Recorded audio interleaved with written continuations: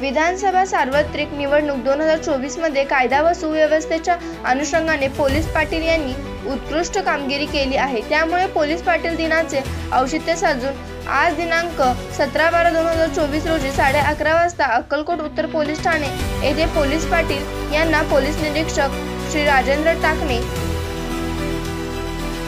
यांच्या हस्ते प्रशस्तीपत्र देऊन गौरविण्यात आले।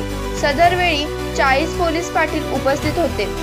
तसेच मासिक मीटिंग घेऊन आगामी सण उत्सवाच्या अनुषंगाने योग्य त्या सूचना देण्यात आल्या।